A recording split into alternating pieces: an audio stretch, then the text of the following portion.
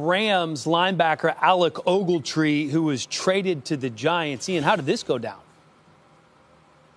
This has actually been something that's been going on for the last several weeks. This wasn't the first time that Alec Ogletree, Dan, was talked about in a trade. The Rams actually offered him to the Kansas City Chiefs when they were trying to complete the Marcus Peters deal.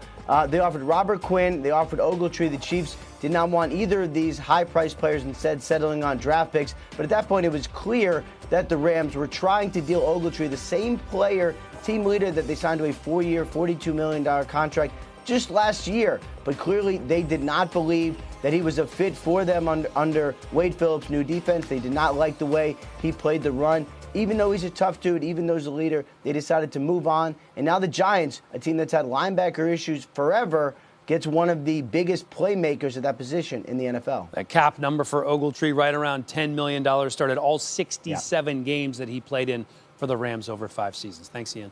So Ogletree gone, Quinn is gone. Remember, they're trading him to the Dolphins. I get that they need to clear up money and definitely want to keep Aaron Donald around. So that's something they need to keep in mind. And they brought in Marcus Peters. So they are bringing in some defensive talent. But Quinn, Ogletree, those were two of their best defensive players in that mix. Can they absorb these losses? They're going to have to find a way. I mean, two of their better defensive players, I think Quinn was a really good player when healthy and available. Ogletree, I think, was a solid guy who will now go help the Giants in some ways, and Quinn's obviously down to Miami. But LT said it good earlier before the show. We were talking, and he said, well, they have to find money to pay Aaron Donald. He is an elite guy. So maybe Donald's one of those guys that you can put enough people around him that he can elevate their play and make them better.